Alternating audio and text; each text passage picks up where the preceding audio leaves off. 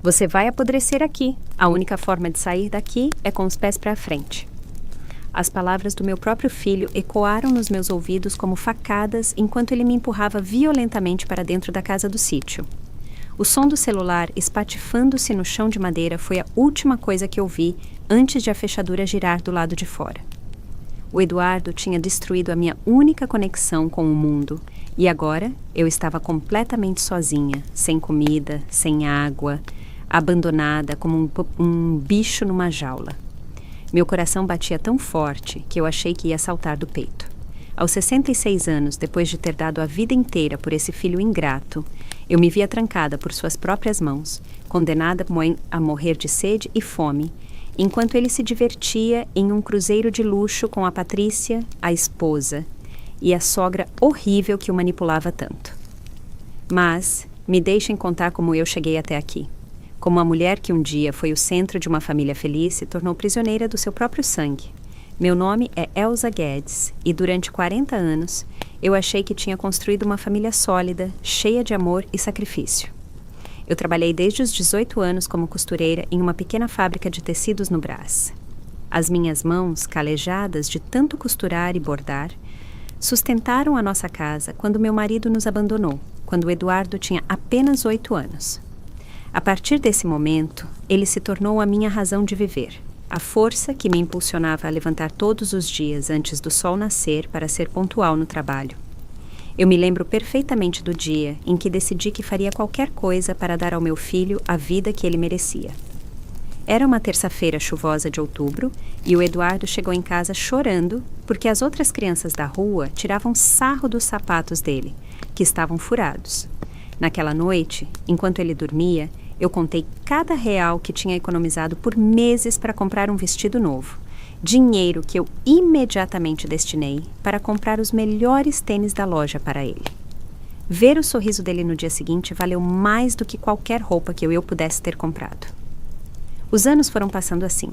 Cada dinheiro extra, cada hora de trabalho adicional, cada folga que eu sacrifiquei, tudo foi para ele. Quando ele fez 16 anos, trabalhei em turnos duplos para comprar a moto que ele tanto queria. Aos 21, hipotequei a minha casinha para pagar a faculdade de engenharia. Eu nunca reclamei, nunca cobrei nada. Acreditava firmemente que uma mãe deveria dar tudo pelos filhos sem esperar nada em troca, a não ser o amor e o respeito deles. O Eduardo se formou com honras e conseguiu um emprego excelente em uma construtora.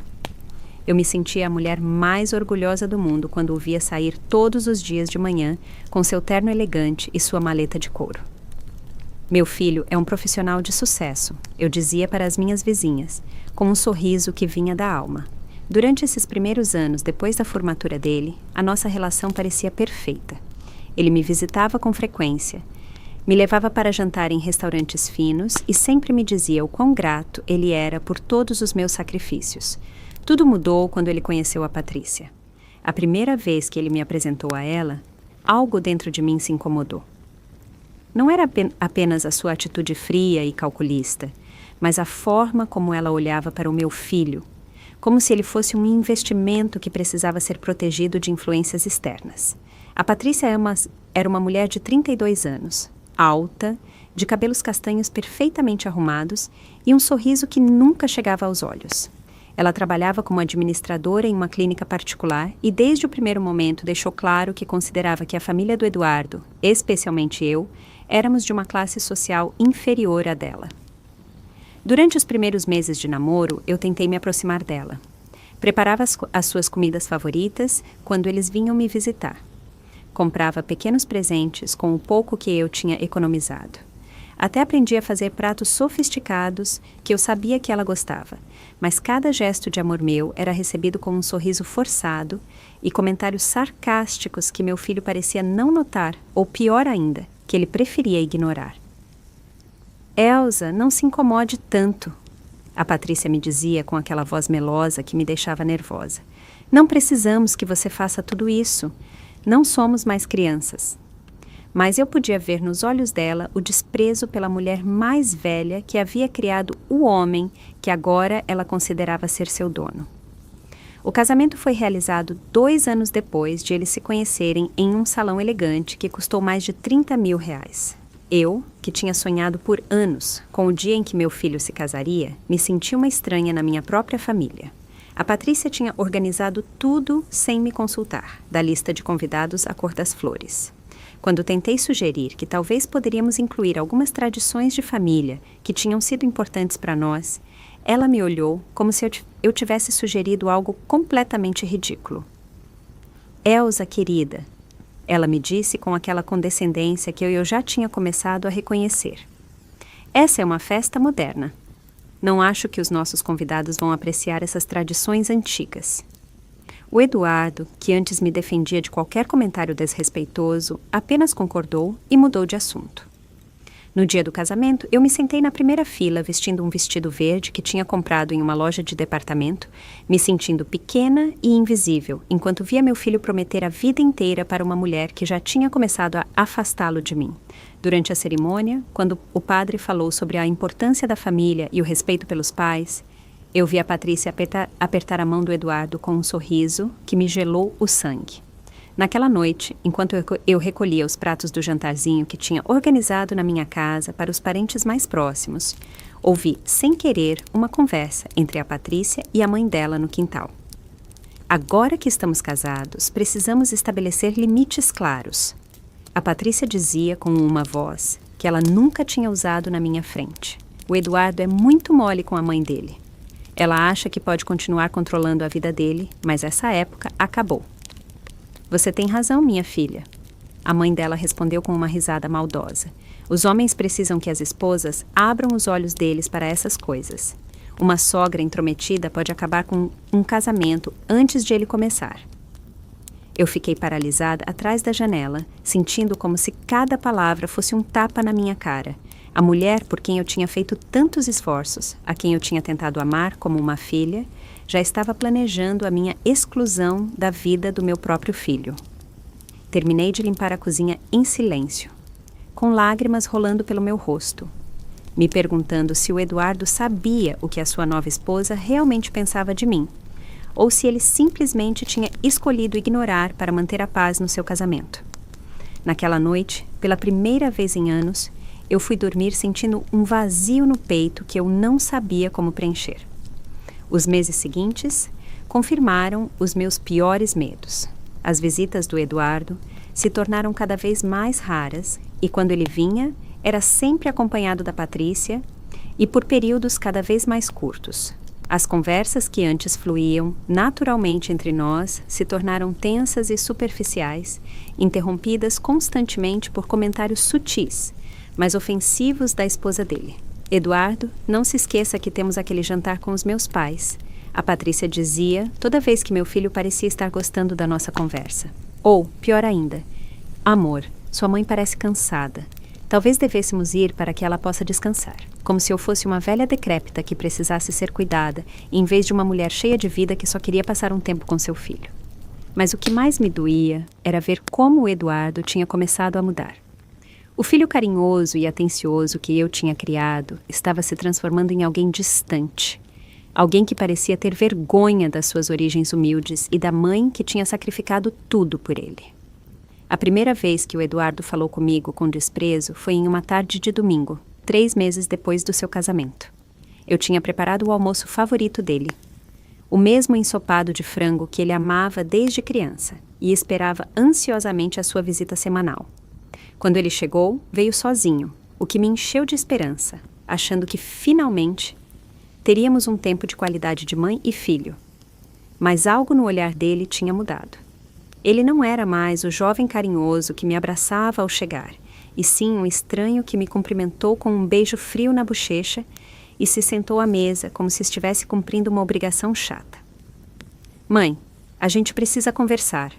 Ele me disse enquanto eu servia o ensopado fumegante no seu prato preferido, o mesmo prato de cerâmica decorado com flores vermelhas que eu tinha comprado para comemorar o seu aniversário de 16 anos. A Patrícia e eu temos conversado e achamos que seria melhor se a gente começar a ter mais espaço. As suas palavras me atingiram como um balde de água gelada. Espaço? O que isso quer dizer, meu filho? Eu perguntei, sentindo a minha voz tremer, apesar dos meus esforços para mantê-la firme. Significa que as visitas constantes estão afetando o nosso casamento. Ele respondeu sem nem me olhar nos olhos, concentrado em mexer o ensopado como se fosse a tarefa mais importante do mundo. A Patrícia sente que não temos intimidade suficiente como casal, porque eu estou sempre vindo aqui. Eu me sentei na frente dele, sentindo as minhas pernas tremerem. Eduardo, você só vem uma vez por semana. Como isso pode afetar o seu casamento? Eu só quero te ver, passar tempo com você. Você é a única coisa que eu tenho. Exatamente, esse é o problema. Ele explodiu, soltando a colher na mesa com um barulho seco que fez o sal saltar. Eu sou a única coisa que você tem. Não percebe o quão sufocante isso é? Eu tenho 30 anos, mãe. Não posso continuar sendo responsável pela sua felicidade. As suas palavras foram como facadas cravando no meu coração. O filho por quem eu tinha trabalhado dia e noite, por quem eu tinha desistido de qualquer possibilidade de refazer a minha vida depois que o pai dele nos abandonou, estava me dizendo que eu era um peso na vida dele. Eu nunca te pedi para ser responsável pela minha felicidade. Eu respondi com a voz embargada. Só te pedi que me amasse como eu te amei. É demais pedir isso? O amor não deve ser uma prisão. Ele respondeu, repetindo palavras que claramente não eram dele, mas da Patrícia. Eu preciso que você entenda que agora eu tenho uma nova família, novas prioridades. Não posso continuar vivendo para te agradar. Naquela tarde, o Eduardo foi embora sem terminar o almoço que eu tinha preparado com tanto amor. Eu fiquei sozinha na minha cozinha, vendo o prato cheio de comida que esfriava lentamente, sentindo como se algo dentro de mim estivesse se quebrando para sempre. Pela primeira vez na minha vida, eu me perguntei se tinha valido a pena sacrificar tanto por alguém que agora me via como um incômodo. As semanas seguintes foram um calvário silencioso. O Eduardo cumpriu até a ameaça de espaçar as visitas. O que antes era um encontro sagrado todos os domingos se tornou aparições raras a cada 2 ou 3 semanas, sempre acompanhado da Patrícia e sempre com pressa de ir embora. Durante essas visitas, ela se encarregava de controlar cada conversa, interrompendo qualquer momento de intimidade entre meu filho e eu, com comentários sobre os planos deles, as viagens, os novos amigos de classe alta. O Eduardo e eu estamos pensando em comprar uma casa maior. A Patrícia anunciou durante uma dessas visitas, enquanto tomava o café que eu tinha preparado especialmente com grãos importados que me custaram R$40. Algo nos arredores, em um daqueles condomínios fechados, onde há mais segurança e gente de melhor classe. A forma como ela disse, gente de melhor classe, enquanto me olhava diretamente, me deixou claro que eu não me encaixava naquela categoria. O Eduardo, que antes teria defendido a sua mãe de qualquer insulto, apenas concordou e continuou comendo o bolo de chocolate que eu tinha assado pensando nele. E o que vai acontecer com esta casa? Eu perguntei, me referindo ao meu lar, o lugar onde eu tinha criado meu filho, onde estavam todas as nossas memórias. Bom, é sua mãe. O Eduardo respondeu com indiferença. Pode fazer o que quiser com ela. A gente não vai mais precisar. Essas palavras foram como um tapa na cara. A casa que ele tinha considerado o seu lar por 30 anos, agora era apenas um lugar do qual ele queria se livrar. Uma lembrança incômoda do seu passado humilde que não se encaixava na sua nova vida de classe média alta. Mas o pior ainda estava por vir, quando eu achei que já tinha chegado ao fundo do poço na minha relação com o meu filho. A Patrícia tinha conseguido uma promoção na clínica onde trabalhava, e, para comemorar, eles organizaram um jantar na casa nova, aquela mansão moderna no condomínio de luxo que eles tanto exibiam. Eu não fui convidada. Eu descobri por acaso quando liguei para o Eduardo para perguntar se ele podia me acompanhar ao médico, porque tinham detectado uma alteração nos meus exames de rotina e eu estava com medo. Não posso, mãe, ele me disse com uma voz fria que eu não reconheci. A Patrícia tem um jantar importante com o pessoal do trabalho dela. É muito importante para a carreira dela. Mas você não pode me acompanhar antes do jantar? Eu insisti, sentindo o desespero me dominar. Seria só 1 hora no consultório. Eu estou com medo de ir sozinha. Mãe, eu preciso ajudar a Patrícia a preparar tudo. Você não pode pedir para alguma das suas amigas te acompanhar? Que amigas? Durante tantos anos eu tinha ficado tão focada nele, na educação dele, no bem-estar dele, que eu tinha descuidado dos meus próprios relacionamentos sociais. A maioria das mulheres da minha idade estava ocupada com os seus netos, com seus maridos, com vidas que tinham construído de uma forma mais equilibrada do que a minha. Eu desliguei o telefone e fiquei sentada na minha sala por horas, olhando as fotografias do Eduardo que cobriam as paredes. Lá estava ele aos 5 anos com o seu primeiro uniforme de escola, que eu tinha lavado e passado com tanto cuidado todos os dias. Lá estava ele aos 12, orgulhoso, com a medalha que ele tinha ganhado na Olimpíada de Matemática, a mesma Olimpíada para a qual eu tinha pago aulas extras trabalhando nos finais de semana. Lá estava ele aos 18, se formando no ensino médio com honras, o dia em que eu achei que todos os meus sacrifícios tinham valido a pena. No dia seguinte, eu fui sozinha ao médico. Os resultados foram benignos, graças a Deus.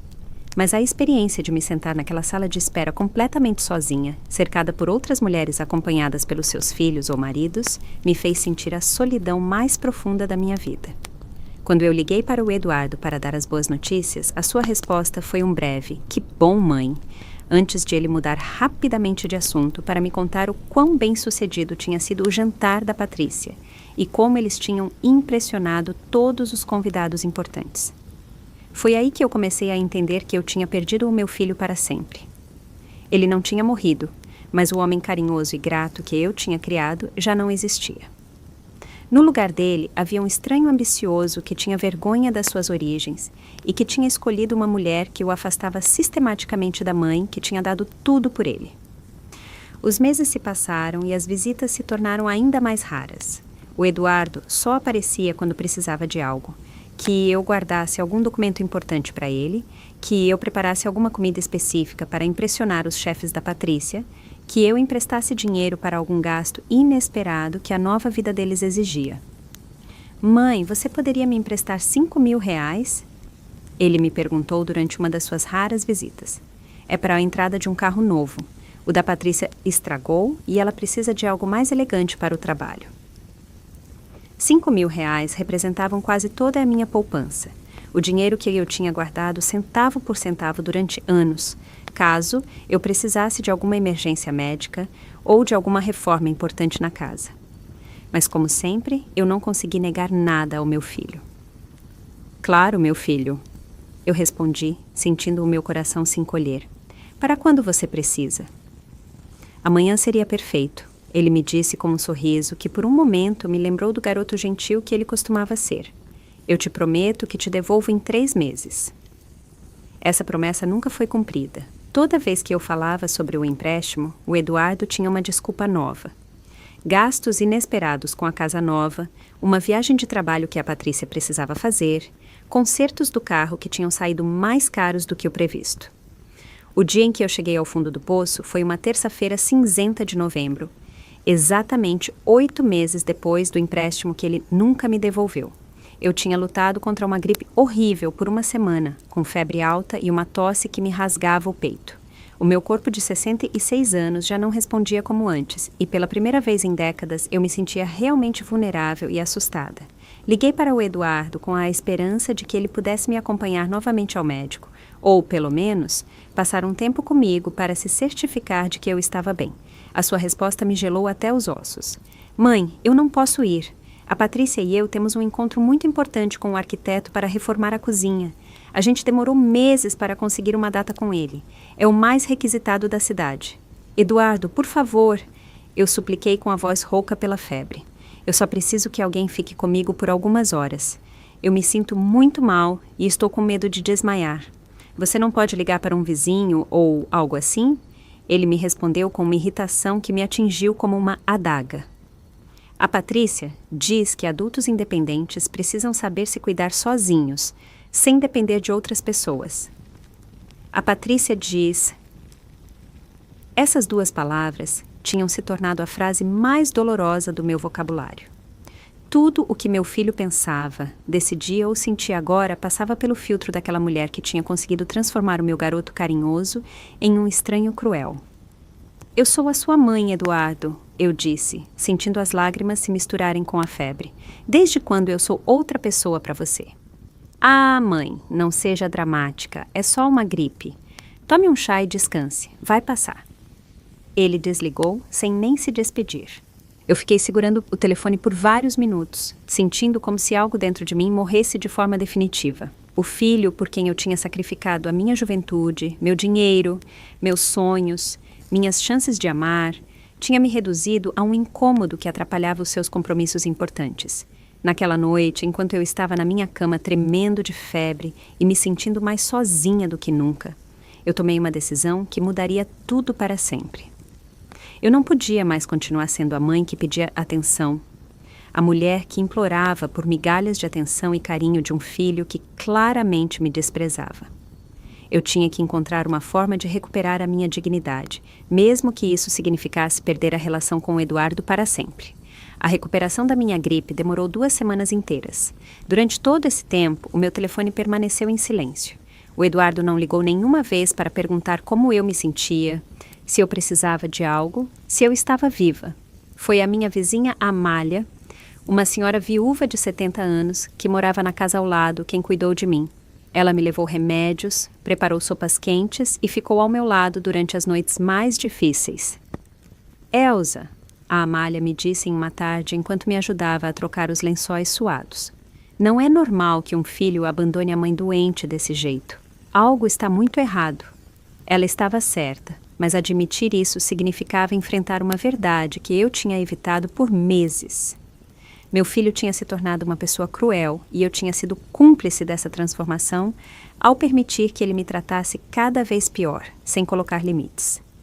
Quando eu finalmente me recuperei, decidi que era hora de agir. Se o Eduardo queria me tratar como uma estranha, então seria assim. Eu não seria mais a mãe sufocante que ele descrevia. Eu não estaria mais disponível toda vez que ele precisasse de algo. Eu não seria mais o seu caixa eletrônico pessoal, nem a sua cozinheira de emergência. A primeira prova chegou 2 semanas depois, quando o Eduardo me ligou como se nada tivesse acontecido. Mãe, você poderia me preparar aquela lasanha que a Patrícia tanto gosta? Os pais dela vêm jantar e ela quer impressioná-los com comida caseira. Pela primeira vez em 30 anos, eu disse que não. Sinto muito, Eduardo, mas não posso. Eu tenho outros planos. O silêncio do outro lado da linha foi tão longo que eu achei que a ligação tinha caído. Outros planos? Ele repetiu com um tom de incredulidade que teria sido engraçado se não fosse tão patético. Que tipo de planos você pode ter? Os meus, eu respondi com uma firmeza que me surpreendeu. Eu não estou mais disponível toda vez que você precisa, especialmente depois que você não se importou se eu estava viva ou morta durante a minha doença. Do que você está falando? Foi só uma gripe que poderia ter me matado, e você nem sequer ligou para saber como eu estava. A Patrícia me disse que lhe era melhor te dar espaço para que você se recuperasse em paz. Mentira descarada. A Patrícia diz, a Patrícia acha, a Patrícia opina. Eu explodi, finalmente. Quando é que você vai começar a pensar por si mesmo, Eduardo? Quando você vai se lembrar que tem uma mãe que te ama? Não comece com os seus dramas, ele gritou. Se você não quer me ajudar com uma simples comida, tudo bem, mas não venha com chantagem emocional. Ele desligou violentamente, me deixando tremendo, mas pela primeira vez em meses, sentindo algo parecido com alívio. Os dias seguintes foram estranhos. Por um lado, eu me senti culpada por ter negado algo ao meu filho, mas por outro, eu estava sentindo uma sensação de liberdade que eu não sentia há anos. Eu não precisava ficar ligada no telefone esperando as suas ligações esporádicas. Eu não precisava me preparar emocionalmente para as suas visitas frias e calculadas. Pela primeira vez em muito tempo, a minha casa era de fato minha. Eu aproveitei essa liberdade para me reconectar com a Amália e com algumas outras vizinhas que eu tinha deixado de lado durante anos de obsessão pelo Eduardo. Eu comecei a caminhar à tarde, a cuidar do meu pequeno jardim, a ler os livros que eu tinha acumulado, mas nunca tinha tido tempo de aproveitar. Devagar, muito devagar, eu comecei a me lembrar de quem eu tinha sido antes de me tornar apenas a mãe do Eduardo. Mas o meu filho não estava disposto a aceitar essa nova versão de mim. 3 semanas depois da nossa discussão por telefone, ele apareceu na minha porta sem avisar, acompanhado pela Patrícia e com uma expressão de raiva que eu não via desde a minha adolescência. A gente precisa conversar, ele me disse enquanto entrava na minha sala sem esperar um convite. A Patrícia o seguiu, vestindo um conjunto violeta que provavelmente custou mais do que o meu salário mensal quando eu trabalhava na fábrica. Claro, fiquem à vontade, eu disse com sarcasmo, mas decidi manter a calma. Em que posso ajudar? Você pode começar me explicando o que aconteceu com você ultimamente? O Eduardo me disse, sentando-se no sofá, onde ele costumava se aconchegar quando era criança para eu ler histórias para ele antes de dormir. Primeiro você desliga o telefone na minha cara, depois você se recusa a me ajudar com uma simples comida e agora as vizinhas estão dizendo por aí que você está falando mal da gente. Falando mal de vocês? Eu perguntei genuinamente confusa. O que eu supostamente disse?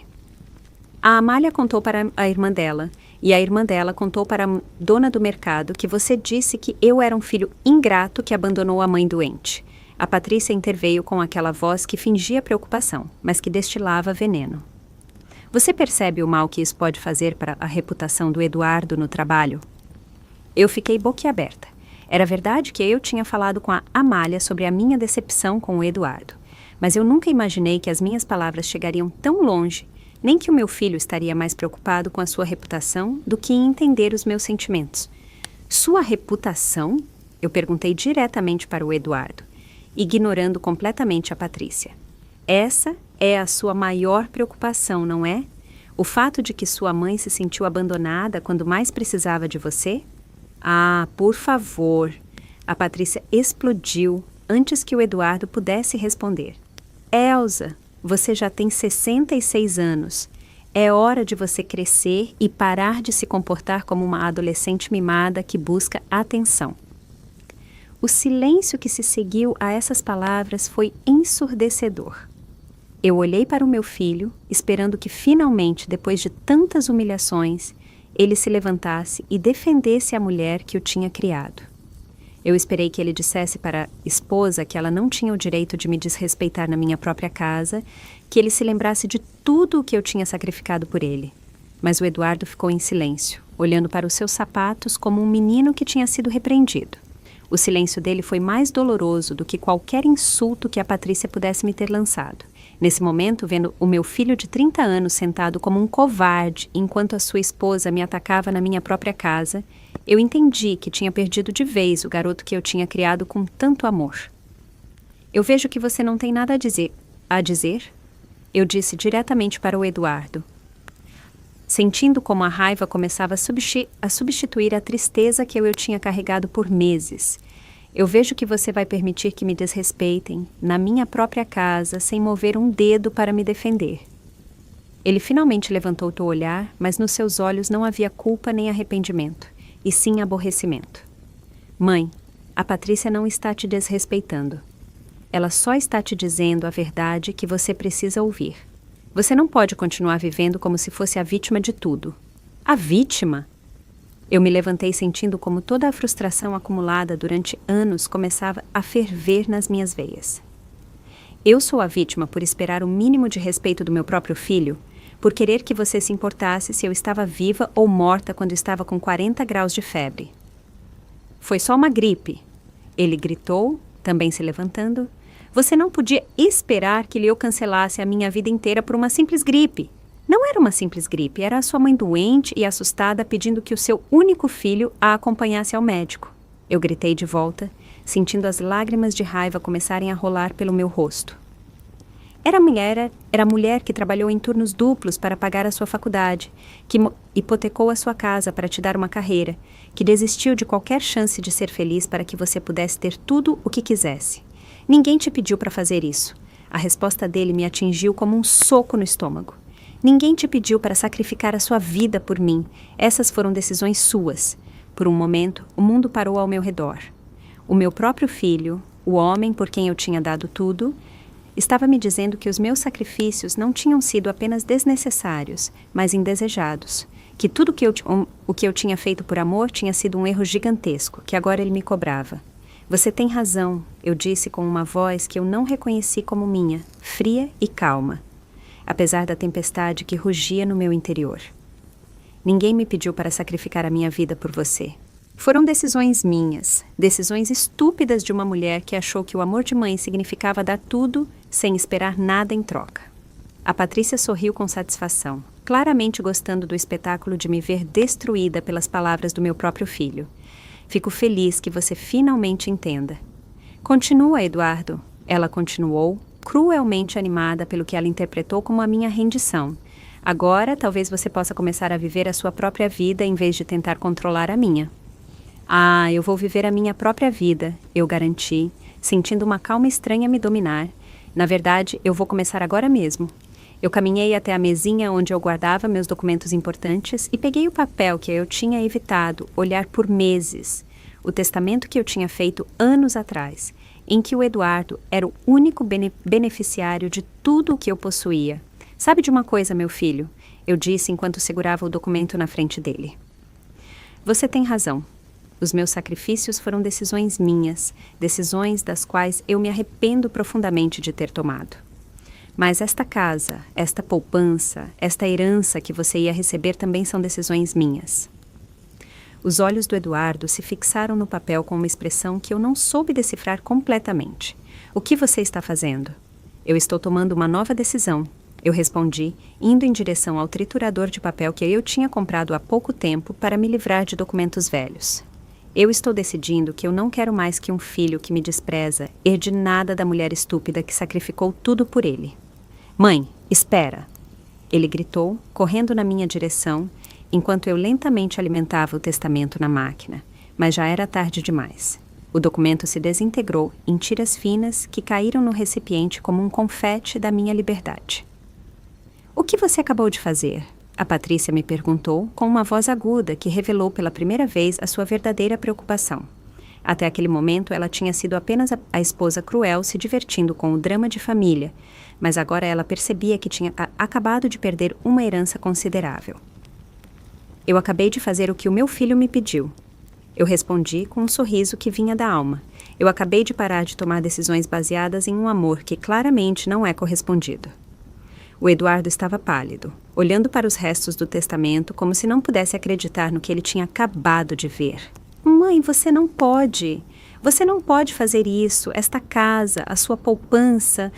Eu sou o seu único filho. Exatamente, eu disse, sentindo uma força que eu não sabia que tinha. Você é o meu único filho e você acabou de me dizer que todos os meus sacrifícios por você foram erros que ninguém te pediu, então agora eu vou corrigir esses erros. Você enlouqueceu? A Patrícia gritou, perdendo completamente a compostura. Você não pode deserdar o seu próprio filho só porque tiveram uma briga. Uma briga? Eu a olhei com uma calma que me surpreendeu. Patrícia, querida, isso não é uma briga. Isso é o resultado de meses de humilhações, desprezo e abandono. Isso é o que acontece quando você trata alguém como lixo por tanto tempo que, finalmente, essa pessoa decide que merece algo melhor. Mãe, por favor... O Eduardo implorou, se aproximando de mim com as mãos estendidas como se eu fosse um animal selvagem que precisava ser acalmado. Você está agindo por impulso, você está brava e não está pensando com clareza. Pelo contrário, eu respondi, me afastando dele.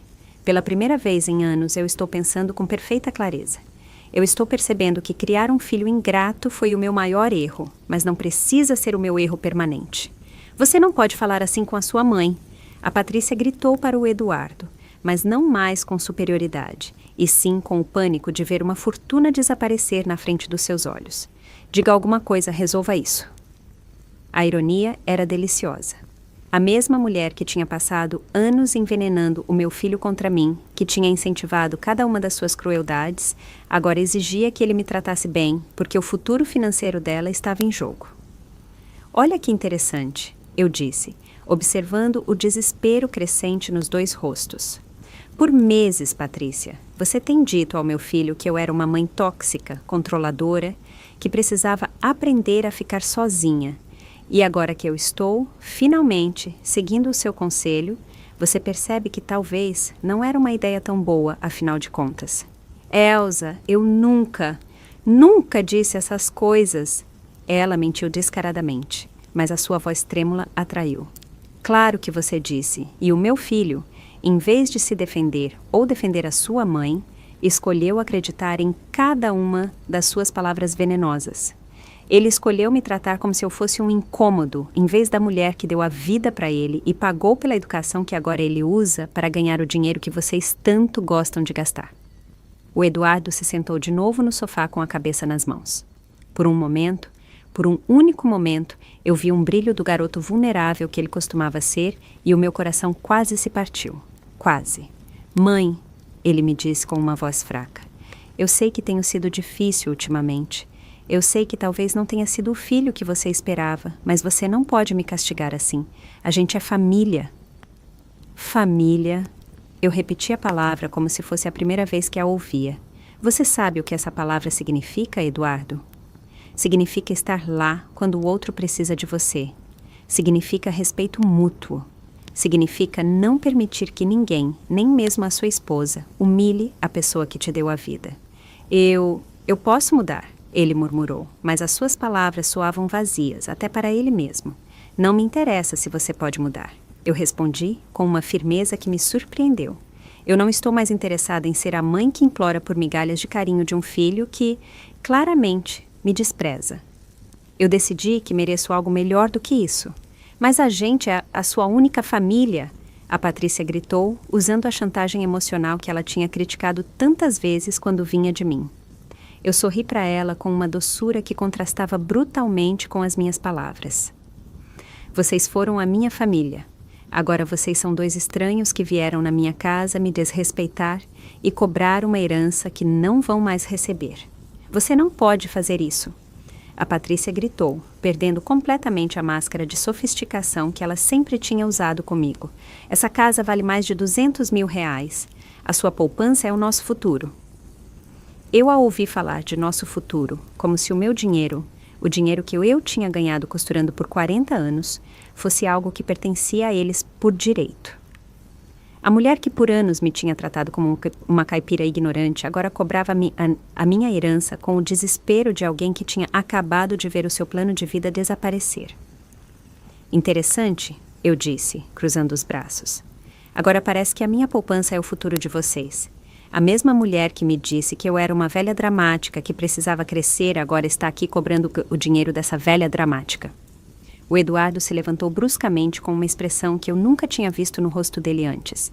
Era uma mistura de pânico, raiva e algo que se parecia perigosamente com uma ameaça. Mãe, você vai voltar atrás agora mesmo. Ele me disse com uma voz baixa e controlada que me fez lembrar do pai dele nos seus piores momentos. Você vai ligar para o seu advogado e vai fazer um novo testamento onde eu seja o seu único herdeiro. Ou o quê? Eu perguntei, sentindo uma calma estranha diante da atitude ameaçadora dele. O que você vai fazer se eu não fizer isso, Eduardo? Você vai descobrir o que significa estar realmente sozinha. Ele respondeu, se aproximando de mim com passos lentos e calculados. Você acha que alguém vai cuidar de você quando for uma velha inválida? Você acha que vai conseguir manter esta casa quando tiver 80 anos e não puder nem caminhar? As palavras dele foram como facadas, mas não me doeram como antes. A mulher que tinha suportado meses de humilhações tinha morrido nos últimos 20 minutos. No lugar dela tinha nascido alguém mais forte, alguém que finalmente entendia o seu próprio valor. Eu prefiro morrer sozinha em um asilo do que continuar vivendo como a escrava emocional de um filho que me despreza. Eu respondi com uma serenidade que o desorientou. Eu prefiro que estranhos levem o meu dinheiro do que dá-lo a alguém que me trata como lixo. Você é louca! A Patrícia gritou de novo. Completamente louca. Eduardo, faça alguma coisa. A sua mãe perdeu a razão. Eu não perdi a razão, eu respondi, indo em direção à porta da sala. Eu a recuperei e agora eu vou pedir educadamente que vocês saiam da minha casa. A gente não vai embora até que você conserte essa loucura.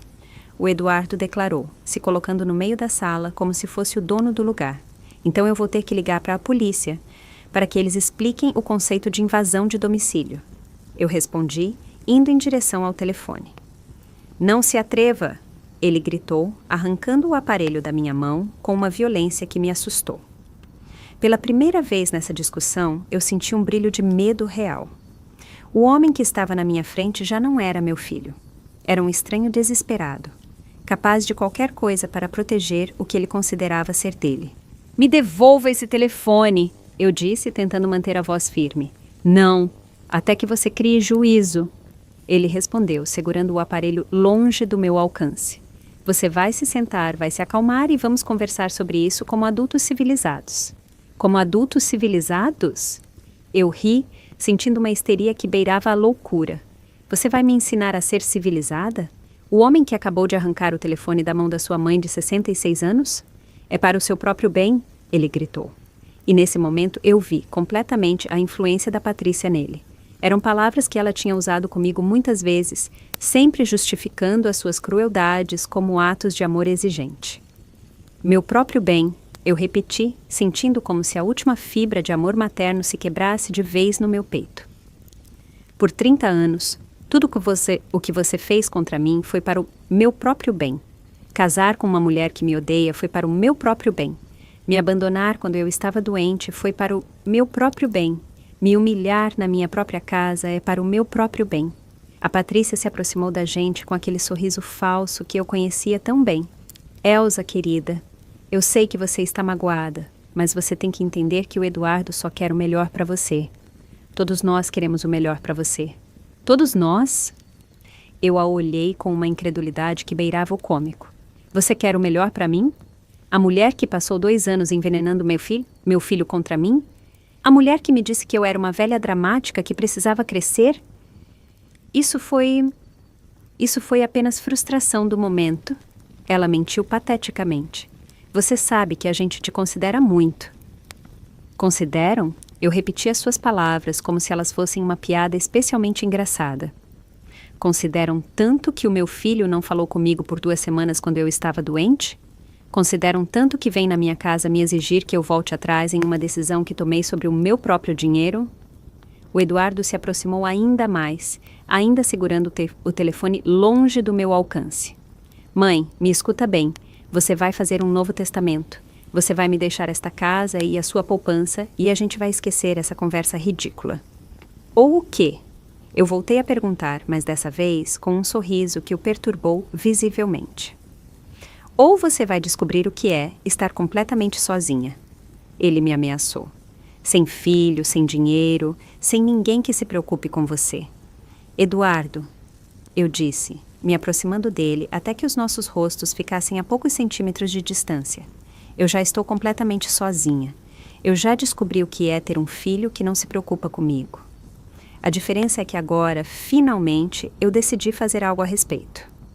Algo no meu tom deve ter o alarmado, porque pela primeira vez desde que essa discussão tinha começado, eu vi incerteza nos olhos dele. O que você quer dizer com isso? Eu quero dizer que vocês dois vão sair da minha casa agora mesmo e não vão voltar nunca mais. Eu quero dizer que eu vou trocar as fechaduras amanhã. Eu quero dizer que eu vou fazer um novo testamento onde todo o meu dinheiro vai para organizações de caridade que ajudam mães solteiras, para que nenhuma outra mulher cometa o erro de sacrificar tudo por um filho ingrato. Você não pode fazer isso, os dois gritaram ao mesmo tempo, como um coral de ganância e desespero. Eu posso e eu vou fazer, eu garanti. E se vocês se atreverem a me incomodar de novo, eu vou chamar a polícia e vou contar exatamente que tipo de pessoas vocês são. Eu vou contar como vocês trataram uma mulher mais velha, como a ameaçaram na sua própria casa, como tiraram o telefone dela quando ela tentou pedir ajuda. O Eduardo me olhou por um longo momento e por um instante, eu achei que talvez, finalmente, ele fosse reagir como o filho que eu tinha criado. Eu achei que ele fosse me devolver o telefone, que fosse se desculpar, que fosse se lembrar de quem eu era para ele. Em vez disso, ele jogou o telefone contra a parede com tanta força que ele se partiu em pedaços, enchendo a minha sala com plástico quebrado e fios destruídos. Aí está o seu telefone. Ele me disse com um sorriso cruel que me gelou o sangue. Quero ver como você vai ligar para a polícia agora. O silêncio que se seguiu foi absoluto. Nós três ficamos olhando para os restos do telefone espalhados no chão, como se fossem a metáfora perfeita do que tinha restado da nossa relação. Eduardo, eu disse com uma voz que soava estranhamente calma, até para mim mesma. Você acabou de cruzar uma linha sem volta. É mesmo? Ele me desafiou, estufando o peito como um valentão de rua. E o que você vai fazer a respeito, mãe? Você não tem mais telefone. Não tem mais ninguém para te ajudar. Você está completamente à nossa mercê. A Patrícia sorriu com satisfação. claramente gostando do espetáculo de me ver, finalmente, submissa e humilhada, como ela tinha planejado por tanto tempo. O que nenhum dos dois sabia era que eles tinham acabado de cometer o maior erro das suas vidas. Eu fiquei olhando para os fragmentos do telefone por vários segundos, sentindo algo fundamental mudar dentro de mim. Não era mais medo o que eu sentia, nem tristeza, nem mesmo raiva. Era algo muito mais perigoso, uma calma absoluta, a serenidade de alguém que finalmente tinha visto a verdadeira natureza das pessoas que estavam na sua frente. Sabe de uma coisa, Eduardo? Eu disse, me abaixando para pegar um dos pedaços maiores do telefone destruído. Você tem razão. Eu não tenho mais telefone. Eu não tenho mais ninguém para me ajudar. Eu estou completamente à sua mercê. O sorriso dele se alargou, interpretando as minhas palavras como uma rendição. Fico feliz que você finalmente entenda uma situação. Ah, eu entendo perfeitamente. Eu continuei, segurando o fragmento de plástico quebrado como se fosse uma relíquia preciosa. Eu entendo que o meu próprio filho acabou de destruir a minha única forma de comunicação com o mundo. Eu entendo que ele está me ameaçando na minha própria casa. Eu entendo que a sua esposa está aqui, gostando de cada segundo da minha humilhação. A Patrícia se aproximou com aquela expressão de triunfo que ela tanto tinha esperado me mostrar. Agora talvez você possa ser razoável, Elsa.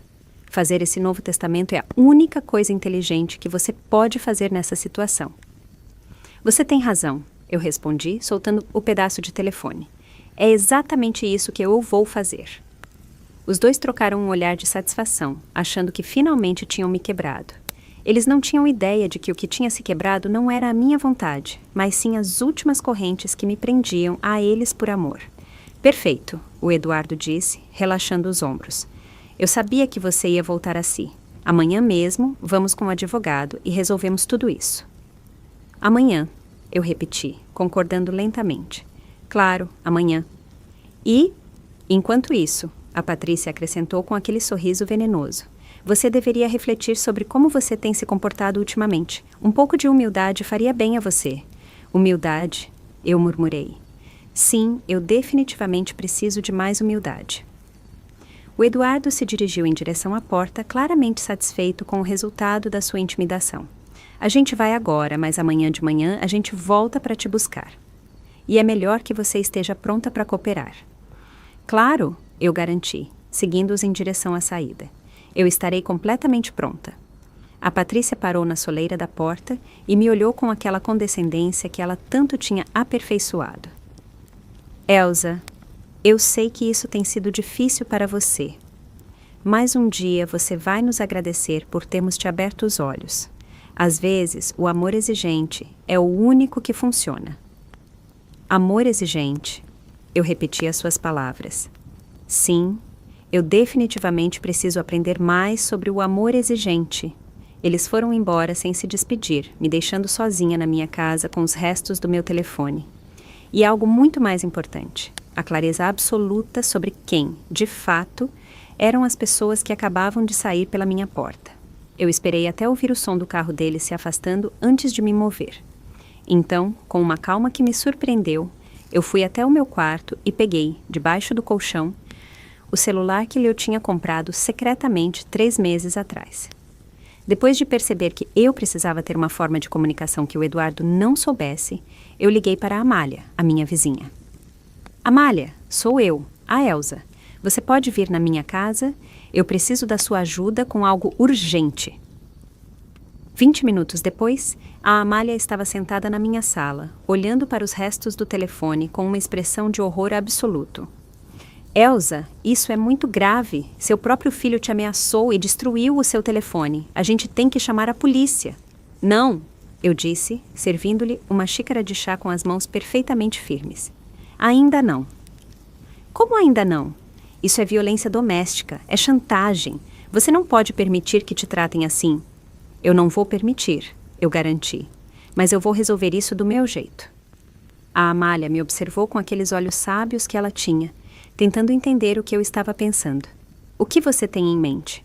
Eles acham que me quebraram, eu expliquei, sentindo um sorriso estranho se formando nos meus lábios. Eles acham que amanhã eu vou, como uma ovelha obediente. fazer um novo testamento onde eu vou deixar todo o meu dinheiro para eles. E você não vai fazer isso? Ah, sim, eu vou, eu disse, e o meu sorriso se alargou. Mas não vai ser o testamento que eles esperam. Eu expliquei o meu plano para a Amália, que no início tentou me dissuadir, insistindo que era muito arriscado. Mas quando eu contei todos os detalhes de como eles tinham me tratado durante os últimos meses, quando ela viu os restos do telefone e entendeu de verdade o que tinha acontecido naquela tarde, a expressão dela mudou completamente. Você tem certeza de que quer fazer isso? Ela me perguntou finalmente. Eu nunca tive tanta certeza de algo na minha vida, eu respondi. Por 30 anos, eu permiti que me tratassem mal por medo de perder o amor do meu filho, mas hoje eu percebi que esse amor se perdeu há muito tempo. O que resta não é amor, é costume, conveniência e ganância.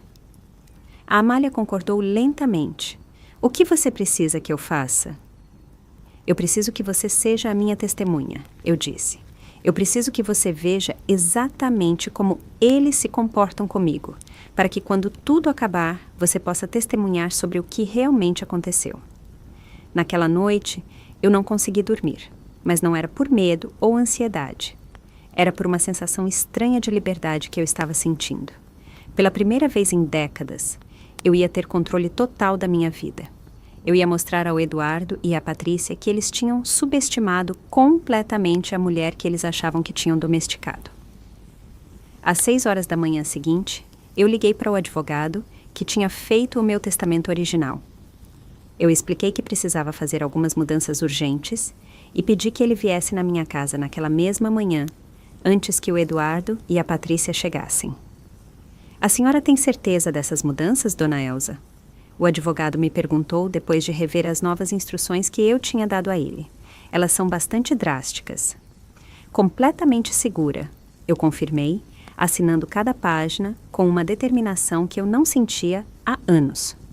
E eu quero que fique absolutamente claro que eu estou tomando essas decisões no pleno uso das minhas faculdades mentais, sem qualquer tipo de pressão. Entendido, os documentos serão arquivados imediatamente. Às 10 horas da manhã, exatamente como eles tinham prometido, eu ouvi o carro do Eduardo estacionando na frente da minha casa.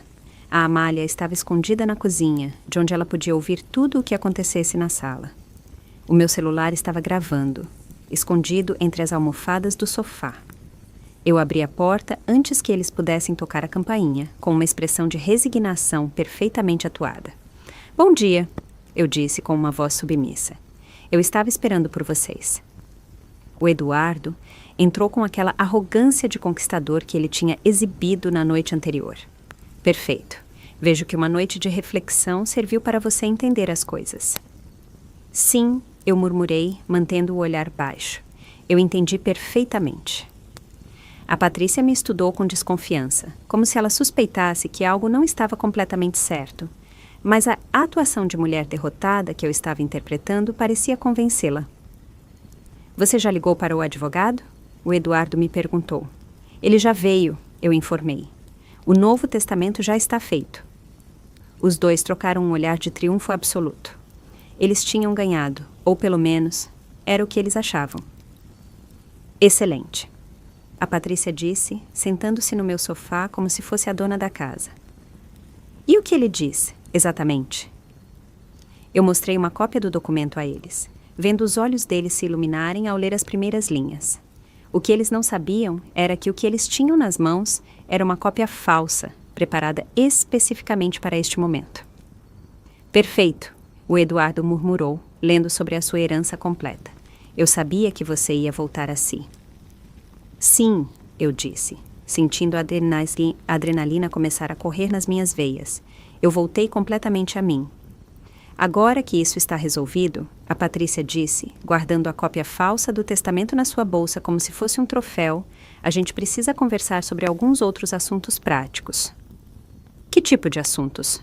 Eu perguntei, mantendo perfeitamente a minha atuação de mulher submissa e derrotada. Bom, o Eduardo interveio, se acomodando no sofá como se fosse o novo dono da casa. Agora que a gente sabe que esta propriedade vai ser nossa, a Patrícia e eu temos pensado que talvez seria melhor se você se mudasse para um lugar mais apropriado para a sua idade. Apropriado para minha idade? Eu repeti, sentindo a raiva começar a ferver nas minhas veias, mas mantendo a voz calma. Sim, mãe, um lugar onde você possa receber os cuidados que precisa. Uma casa de repouso, talvez, algo com equipe médica disponível 24 horas. A Patrícia concordou com entusiasmo. A gente tem pesquisado algumas opções muito boas. Lugares onde você poderá socializar com pessoas da sua idade, onde você não terá que se preocupar em manter esta casa grande. Eu entendo, eu murmurei, fechando os punhos atrás das minhas costas. E quando eu teria que fazer essa transição? Bom, o Eduardo disse, trocando outro olhar de cumplicidade com a sua esposa. Na verdade, a gente pensou que quanto antes, melhor. Esta casa precisa de algumas reformas importantes. Se a gente for vendê-la pelo preço que ela realmente vale... Vendê-la? Eu os olhei com uma confusão fingida. Mas eu achei que vocês a queriam para vocês. Ah, não! A Patrícia respondeu com uma risada que me fez ranger os dentes. Esta casa é muito velha, muito pequena para as nossas necessidades, mas o terreno é excelente, muito bem localizado. Com as reformas certas, ou melhor ainda, demolindo-a e construindo algo moderno, a gente poderia conseguir quase 400 mil reais. Ali estava, a verdade completa e cruel. Eles não só queriam me tirar da minha própria casa, mas planejavam apagar cada rastro da vida que eu tinha construído ali, cada memória dos anos que eu tinha passado, criando o meu filho entre aquelas paredes. 400 mil reais, eu repeti lentamente. É muito dinheiro. Exatamente, o Eduardo confirmou. E com a sua poupança, que segundo o testamento chega a 50 mil reais, a gente estaria falando de mais de $500 mil. É o suficiente para a Patrícia e eu comprarmos a casa dos nossos sonhos no melhor bairro da cidade. A casa dos seus sonhos. Eu murmurei, sentindo cada palavra como um tapa na cara. E eu? Onde eu me encaixo nesses sonhos? Você vai ser perfeitamente cuidada na casa de repouso. A Patrícia me garantiu com aquela condescendência que ela tanto tinha aperfeiçoado. Você vai ter tudo o que precisa. Comida, teto, atenção médica. O que mais uma mulher da sua idade pode pedir? O que mais eu poderia pedir? Talvez respeito, talvez gratidão. Talvez que o filho por quem eu sacrifiquei a minha vida inteira não me tratasse como um móvel velho do qual ele precisava se livrar. E quando tudo isso estaria pronto? Eu perguntei, ainda mantendo a minha atuação. Na verdade, o Eduardo disse, olhando para a sua esposa como se pedindo permissão para continuar. A gente já fez algumas ligações. Tem uma casa de repouso muito boa nos arredores da cidade que tem vaga imediata. A gente poderia te levar amanhã mesmo para você conhecê-la. Amanhã? A velocidade com que eles tinham organizado o meu exílio me deixou sem fôlego. Não é um pouco precipitado? Mãe, o Eduardo me disse com aquela paciência forçada que se usa com crianças teimosas. Quanto mais tempo a gente esperar, mais difícil vai ser para você se adaptar. É melhor fazer a mudança rapidamente, como tirar um band-aid. Como tirar um band-aid? Essa era a metáfora que o meu filho tinha escolhido para descrever o momento em que ele iria me arrancar do meu lar, das minhas memórias, de tudo o que tinha sido o meu mundo por 4 décadas. Além disso, a Patrícia acrescentou, a gente já entrou em contato com alguns empreiteiros para eles virem avaliar a propriedade. Um deles pode vir na semana que vem, mas a gente precisa que a casa esteja disponível. Disponível, eu repeti, sem me mexer por dentro. Exatamente. Ela confirmou com um sorriso que não tentava esconder a sua satisfação.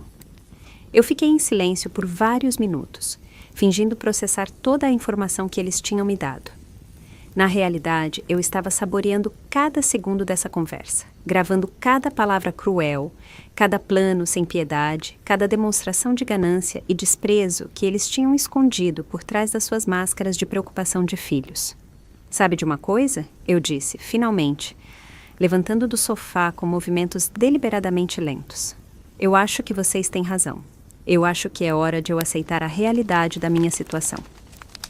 Os dois relaxaram visivelmente, interpretando as minhas palavras como a rendição total que eles estavam procurando. Fico feliz em te ouvir dizer isso, o Eduardo disse, também se levantando. Eu sei que é difícil, mas no final você vai ser mais feliz assim. Mais feliz, eu concordei. Sim, eu definitivamente vou ser mais feliz. Então amanhã a gente vai ver a casa de repouso? A Patrícia perguntou, já pegando o celular para fazer algum tipo de arranjo. Amanhã, eu confirmei. Mas antes, tem algo que eu preciso mostrar para vocês. Algo importante que eu encontrei quando eu estava organizando as minhas coisas para a mudança. O que é? O Eduardo perguntou com um interesse repentino. Está no porão. Eu expliquei, indo em direção à porta que dava para as escadas. É algo que pertencia ao seu avô. Algo que eu achei que você gostaria de ter como uma lembrança de família. A curiosidade foi maior do que qualquer cautela que eles pudessem ter.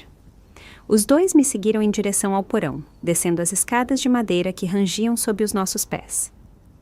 O porão da minha casa era um lugar que o Eduardo tinha evitado por anos. Desde criança, ele tinha um medo irracional de espaços fechados e escuros, e quando adulto, ele simplesmente tinha decidido que não tinha motivos para descer lá. O que ele não sabia era que eu tinha transformado aquele espaço no meu santuário particular, o lugar onde eu guardava todas as minhas memórias mais preciosas e alguns outros itens que eu tinha acumulado por anos. Está um pouco escuro, eu disse, ligando a luz da escada, mas deixando o resto do porão na penumbra. Tenham cuidado onde pisam.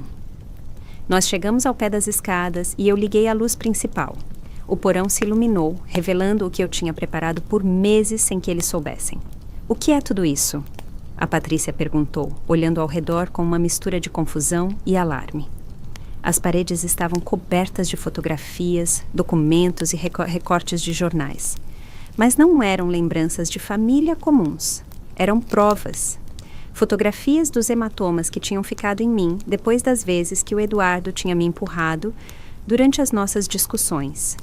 Cópias dos extratos bancários que mostravam todos os empréstimos que ele nunca me devolveu. Gravações de conversas onde ele e a Patrícia falavam mal de mim, achando que eu não os ouvia. Este aqui é o meu arquivo, eu expliquei com uma calma que contrastava brutalmente com a expressão de pânico crescente nos rostos deles. Tudo o que vocês fizeram, tudo o que vocês disseram, tudo o que vocês planejaram, tudo está aqui. O Eduardo se aproximou de uma das paredes, lendo alguns dos documentos com uma palidez que me deu uma satisfação imensa. Mãe, o que é isso? Por quê? Por que eu documentei tudo? Eu terminei a pergunta dele. Porque eu sabia que, eventualmente, eu ia precisar de provas de quem vocês realmente são. A Patrícia tinha encontrado as transcrições de algumas das suas conversas telefônicas mais cruéis, conversas que eu tinha gravado secretamente durante os últimos meses. Isso é ilegal! Ela gritou, segurando os papéis com as mãos trêmulas. Você não pode gravar conversas privadas. Na verdade, eu posso, eu a informei. Na minha própria casa, eu tenho o direito de gravar qualquer conversa e, considerando que eu estava documentando abuso emocional e financeiro, qualquer tribunal consideraria isso completamente justificado. O silêncio no porão era ensurdecedor. O Eduardo e a Patrícia se moviam entre as paredes cobertas de provas como zumbis, lendo transcrições de conversas onde eles tinham planejado o meu futuro sem me consultar, vendo fotografias que documentavam cada humilhação, cada momento de desprezo que eles tinham me feito sofrer. Isso aqui, eu disse, apontando para uma seção em particular da parede. São todas as vezes que vocês me pediram dinheiro emprestado e nunca me devolveram um centavo. No total, vocês me devem R$47 mil. O Eduardo se aproximou dos documentos com o rosto cada vez mais pálido. Mãe, isso não eram empréstimos, eram ajudas de família. Ajudas de família? Eu ri com uma amargura que vinha da alma. É assim que você chama roubo agora? Porque aqui eu tenho gravações suas, prometendo que você ia me devolver cada centavo. A Patrícia tinha encontrado as fotografias mais comprometedoras, imagens dela revirando as minhas gavetas sem permissão durante as suas visitas, documentos que provavam que ela tinha pesquisado o valor da minha propriedade sem que eu soubesse, até prints de tela de suas mensagens de texto zombando de mim com as amigas dela. Como você conseguiu isso? Ela me perguntou com uma voz que tremia de pura raiva. O seu erro, Patrícia, foi subestimar completamente a velha dramática que você achava que tinha domesticado, eu respondi. Acontece que esta velha aprendeu a usar câmeras de segurança, aplicativos de gravação e muitas outras ferramentas modernas durante os meses em que vocês achavam que eu estava perdendo a razão. No centro do porão, havia uma mesa com algo que nenhum dos dois tinha notado até aquele momento. um notebook aberto com uma chamada de vídeo ativa. O que é isso? O Eduardo perguntou, se aproximando da tela. Ah, isso, eu disse com um sorriso que vinha do meu coração. É o meu seguro de vida. Nos últimos 20 minutos, tudo o que a gente conversou aqui em cima e aqui embaixo tem sido transmitido ao vivo para várias pessoas muito importantes. A tela mostrava várias janelas de vídeo. Um advogado especialista em abuso de idosos, uma assistente social, a Amália, da minha cozinha, e para a minha maior satisfação, o Moisés, o meu vizinho que trabalhava como jornalista de investigação para o jornal local. Elsa! O advogado exclamou da tela. A senhora está bem? A gente precisa chamar a polícia? Eu estou perfeitamente bem. Eu respondi, sem parar de olhar para as caras de horror absoluto do Eduardo e da Patrícia. Na verdade, eu nunca me senti tão bem. Desliga isso, a Patrícia gritou, correndo em direção ao computador. Mas eu fui mais rápida e o fechei antes que ela pudesse alcançá-lo. Tarde demais, eu a informei. Tudo já está gravado e salvo em várias localizações. Os planos de vocês para me colocar em uma casa de repouso, os comentários de vocês sobre demolir a minha casa, a confissão sobre os 400 mil reais que vocês esperam ganhar com a minha propriedade, tudo. O Eduardo se sentou em uma cadeira velha que tinha no porão com a cabeça nas mãos. Mãe, o que você fez? O que eu deveria ter feito há meses, eu respondi. Me proteger de vocês dois. Você não pode usar nada disso, a Patrícia gritou, agitando os papéis que ela tinha lido. São conversas privadas. É uma invasão de privacidade. Querida, eu disse com uma paciência infinita, documentar abuso não é invasão de privacidade, é sobrevivência. Eu fui em direção a outra seção da parede onde eu tinha pendurado algo que os encheu de um terror ainda maior. Cópias de documentos legais recentes.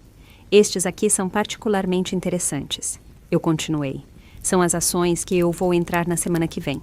Uma por abuso financeiro de idosos, outra por chantagem e ameaças. E esta última, por danos à propriedade, pelo telefone que você destruiu ontem. Você enlouqueceu? O Eduardo gritou, se levantando bruscamente. Eu sou o seu filho. Você não pode processar o seu próprio filho? Meu filho? Eu olhei com uma frieza que o fez dar um passo para trás. O meu filho morreu há meses, Eduardo. A pessoa que está na minha frente é um estranho que me ameaça, que destrói as minhas coisas, que planeja roubar a minha herança e me colocar em um asilo contra a minha vontade. Lágrimas começaram a rolar pelo meu rosto, mas não eram lágrimas de tristeza. Eram lágrimas de libertação, de justiça, de uma satisfação que eu tinha esperado sentir por tempo demais. Mas isso não é tudo, eu continuei, indo em direção ao documento mais importante de todos. Este aqui é o meu favorito. Eu mostrei a eles uma cópia do testamento real, o que eu tinha assinado naquela manhã com o advogado. Vocês se lembram do testamento que eu mostrei lá em cima? Era falso. Este é o de verdade. O Eduardo tirou o documento das minhas mãos, lendo-o com um desespero que me deu mais prazer do que eu tinha sentido em anos. Não pode ser, ele murmurou, lendo linha por linha. Você não pode ter feito isso. O que ele diz? A Patrícia perguntou, tentando ler por cima do ombro do marido. Ele diz, eu informei com um sorriso radiante, que toda a minha propriedade e a minha poupança vão para uma fundação para mães solteiras que lutam para dar educação aos seus filhos. Ele diz que nem um centavo vai parar nas mãos de pessoas que tratam os idosos como lixo. A Patrícia ficou completamente pálida. Você não pode fazer isso, a gente é a sua família. Minha família? Eu ri até as minhas costelas doerem. A minha família não me ameaça. A minha família não planeja me colocar em uma casa de repouso para poder vender a minha casa. A minha família não destrói as minhas coisas quando não consegue o que quer. Mãe, por favor. O Eduardo implorou e pela primeira vez em meses eu vi algo que se parecia com o filho que eu tinha criado. Eu sei que a gente tem sido difícil com você, mas eu não sabia que você se sentia assim. Não sabia? Eu tirei o testamento das mãos dele. Você não sabia quando desligou o telefone na minha cara enquanto eu estava com febre? Você não sabia quando permitiu que a sua esposa me insultasse na minha própria casa? Você não sabia quando me ameaçou de me deixar completamente sozinha se eu não fizesse o que vocês queriam? Eu só estava frustrado, Ele gaguejou. Eu não queria dizer essas coisas, mas você disse e você sentiu. E por meses vocês me trataram como se eu fosse um incômodo que vocês tinham que aturar até que, finalmente, pudessem se livrar de mim. A Patrícia tinha começado a chorar, mas não eram lágrimas de arrependimento. Eram lágrimas de pura raiva e frustração por ver o seu plano perfeito desmoronar na frente dos seus olhos. Isso não vai ficar assim, ela gritou. A gente vai impugnar esse testamento. A gente vai provar que você não está em sã consciência. Vá em frente, eu disse, me aproximando dela até ficarmos cara a cara. Tentem provar que eu não estou em sã consciência. Tentem explicar para um juiz por que uma mulher que documentou, de forma minuciosa, meses de abuso e negligência, não tem o direito de decidir o que fazer com o seu próprio dinheiro. O silêncio que se seguiu foi absoluto. Os dois finalmente entenderam que eles tinham perdido, que a ganância e a crueldade deles tinham sido a sua perdição. Além disso, eu acrescentei, indo em direção às escadas, vocês se esquecem que tudo isso vai sair publicado no jornal na semana que vem. O Moisés já tem todo o material de que ele precisa para escrever uma reportagem muito interessante sobre abuso de idosos em famílias de classe média. Os nomes de vocês, as fotos de vocês, as próprias palavras de vocês descrevendo os seus planos para mim. Você não pode fazer isso, o Eduardo gritou, me seguindo até as escadas. Isso vai acabar com a minha carreira. Você devia ter pensado nisso antes de ameaçar a sua mãe, eu respondi sem me virar para olhá-lo. Nós chegamos ao andar principal da casa, onde a Amália estava nos esperando com uma expressão de satisfação absoluta no rosto. Como foi tudo? Ela me perguntou, embora a expressão arrasada do Eduardo e da Patrícia já tivesse lhe dado a resposta. Perfeitamente, eu respondi. Eu acho que os nossos convidados já estão prontos para ir. O Eduardo e a Patrícia ficaram parados na minha sala como estátuas, processando a magnitude do que tinha acabado de acontecer com eles. Toda a arrogância deles tinha desaparecido, substituída por um desespero que me teria dado pena se eu não estivesse saboreando cada segundo da ruína deles. Mãe, o Eduardo me disse com uma voz embargada que eu não ouvia desde que ele era criança. Tem que ter um jeito de consertar isso. A gente é família. A gente pode encontrar uma solução. Uma solução? Eu o olhei com uma calma que contrastava brutalmente com o seu pânico. A única solução que existia era você me tratar como um ser humano. Essa chance você teve por meses e você a desperdiçou a cada dia. A Patrícia tinha começado a andar em círculos, murmurando para si mesma sobre advogados e recursos legais, completamente incapaz de aceitar que eles tinham sido derrotados pela velha dramática que eles tanto tinham subestimado. Elsa, ela me disse, finalmente, tentando recuperar um pouco da sua compostura anterior. Eu sei que a gente teve as nossas diferenças, mas isso é extremo demais. Você está acabando com a sua própria família. Eu não acabei com nada, eu respondi. Vocês acabaram com esta família no dia em que vocês decidiram que o meu amor era um fardo e o meu dinheiro era um direito de vocês. Eu só estou documentando a destruição que vocês já tinham causado. A Amália se aproximou de mim e colocou uma mão protetora no meu ombro. Elsa, eu acho que é hora de eles irem embora. A polícia já está a caminho para fazer a denúncia formal sobre a chantagem e o telefone quebrado. A polícia? O Eduardo ficou ainda mais pálido. Mãe, por favor, não faça isso. O meu trabalho, a minha reputação, tudo vai ficar arruinado. A sua reputação? Eu repeti as palavras dele com uma incredulidade genuína. Até o final, a única coisa que importa para você é a sua reputação? Não a dor que você me causou? Não os anos que eu perdi te amando incondicionalmente? Só a sua preciosa reputação? Não é só isso, ele gritou. E por um momento, eu vi um brilho do temperamento violento que ele tinha exibido no dia anterior. É a minha vida inteira, a minha carreira, tudo pelo que eu trabalhei, tudo pelo que você trabalhou.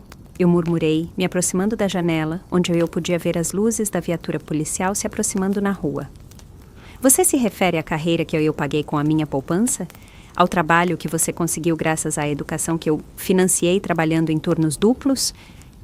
O som da sirene ficou mais forte e tanto o Eduardo quanto a Patrícia se dirigiram instintivamente para a porta, como animais assustados procurando uma saída. Não vão embora ainda? eu disse com um sorriso que deve ter sido aterrorizante. Eu quero que vocês fiquem para conhecer os policiais. Eu quero que vocês expliquem pessoalmente por que vocês acharam que ameaçar uma mulher de 66 anos era uma boa ideia. Os policiais bateram na porta exatamente às 3 horas da tarde. 2 jovens policiais que ouviram a minha história com uma seriedade que me encheu de satisfação. A Amália confirmou tudo o que ela tinha visto e as gravações de áudio que eu tinha feito foram aceitas como prova preliminar. Senhora Elsa, um dos policiais me disse depois de pegar todas as informações. A senhora quer apresentar queixa formal contra o seu filho e a sua nora? Eu olhei para o Eduardo, que estava sentado no meu sofá com a cabeça nas mãos, completamente derrotado.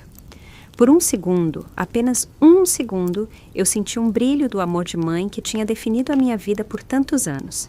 Então, eu me lembrei das palavras dele do dia anterior. Ninguém te pediu para sacrificar a sua vida por mim. Eu me lembrei do sorriso cruel com que ele tinha destruído o meu telefone. Eu me lembrei dos planos que eles tinham feito para me colocar em uma casa de repouso sem me consultar. Sim, eu respondi ao policial com uma voz firme. Eu quero apresentar queixa formal.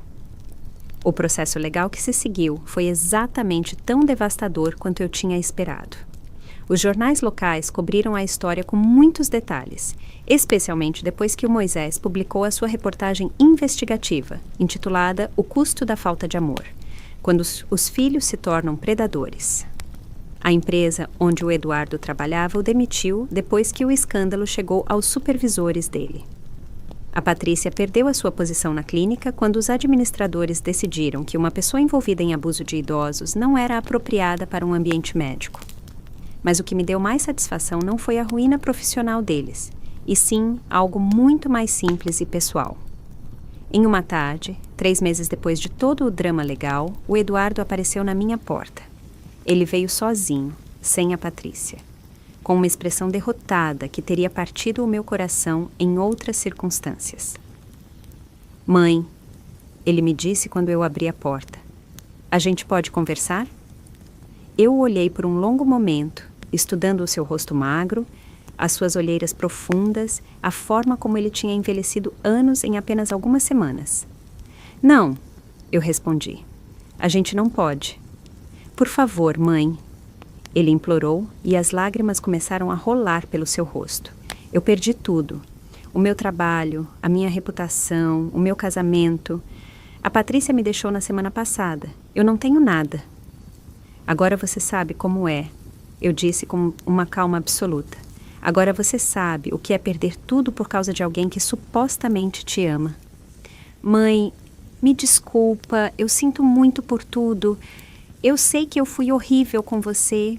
Eu sei que você não merecia nada do que a gente fez, mas eu sou o seu filho. Tem que ter alguma forma de consertar isso. Por um momento, eu senti a tentação familiar de o confortar, de abrir os meus braços e perdoar tudo como eu tinha feito tantas vezes antes. Mas então, eu me lembrei de algo que eu tinha aprendido durante esses meses de liberdade. O perdão sem consequências não é amor, é covardia. Eduardo, eu disse, mantendo a porta apenas entreaberta. Por 30 anos, eu te perdoei por cada crueldade, por cada desprezo, por cada momento em que você me tratou como se eu fosse menos importante do que qualquer outra coisa na sua vida. Eu te perdoei porque eu achei que era isso que as mães que amam fazem. Exatamente, ele exclamou, tentando se aproximar mais. Você é a minha mãe, você me ama. Eu amei você, eu o corrigi. Eu amei o garoto gentil que costumava me abraçar quando tinha pesadelos. Eu amei o jovem ambicioso que me prometia que um dia ele me devolveria tudo que eu tinha sacrificado por ele. Mas esse garoto, esse jovem, morreram há muito tempo. A pessoa que está na minha frente é um estranho que escolheu a ganância acima do amor, que escolheu a crueldade acima da gratidão. Eu posso mudar? Ele gritou desesperado. Eu posso voltar a ser o filho que você quer. Eu não quero que você mude por mim, eu disse, começando a fechar a porta. Se algum dia você mudar, que seja por você mesmo, porque você percebe que a pessoa em que você se transformou é alguém desprezível, mas não é mais minha responsabilidade te consertar. Mãe, por favor. Ele colocou o pé na porta, impedindo que eu a fechasse completamente. Você não pode me abandonar assim. Eu sou o seu único filho. Você me abandonou. Eu respondi com uma firmeza que me surpreendeu. Eu só estou reconhecendo, oficialmente, algo que aconteceu há meses. Eu empurrei o pé dele com suavidade, mas com determinação, e fechei a porta. Eu ouvi os soluços dele do outro lado, as súplicas dele, as promessas de mudança que chegavam tarde demais. Eu fiquei do outro lado da porta por vários minutos, ouvindo o homem que um dia tinha sido a minha razão de viver desmoronar completamente no meu quintal. Uma parte de mim queria abrir a porta, o confortar, voltar a ser a mãe que perdoava tudo.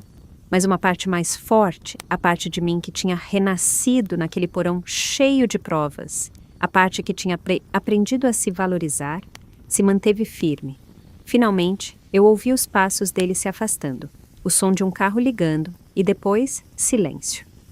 Eu fui para a cozinha onde a Amália estava me esperando com uma xícara de chá quente e um sorriso orgulhoso. Como você se sente? Ela me perguntou. Livre, eu respondi, tomando a xícara com mãos que já não tremiam. Pela primeira vez em 30 anos, eu me sinto completamente livre. Naquela noite, enquanto eu me preparava para dormir na minha casa, a minha casa, que ninguém mais ia me tirar, eu refleti sobre tudo o que tinha acontecido. Eu tinha perdido o meu único filho, mas eu tinha ganhado algo infinitamente mais valioso: a minha dignidade. Aos 66 anos, eu tinha aprendido que o amor próprio não é egoísmo, e sim sobrevivência. Eu tinha aprendido que colocar limites não é crueldade, mas sim necessidade. Eu tinha aprendido que, às vezes, a única forma de salvar o que resta da sua alma é cortar os laços que a estão destruindo. Eu dei tudo por um filho que me viu como um caixa eletrônico com pernas, mas agora, finalmente, eu ia dar tudo pela única pessoa que de fato merecia, eu mesma. E pela primeira vez em décadas, essa perspectiva não me assustava. Ela me emocionava. Gostou da minha história e de qual cidade está ouvindo? Vamos nos encontrar nos comentários. Se você gostou da história, pode me apoiar enviando um super thanks, para que eu possa continuar trazendo mais histórias como essa. Já te agradeço muito pelo apoio. Estou esperando os seus comentários sobre a história. No vídeo, você pode ver 2 novas histórias de vida que eu recomendo de coração. Tem muito mais no meu canal, não esquece de se inscrever. Até a próxima história de vida com carinho e respeito.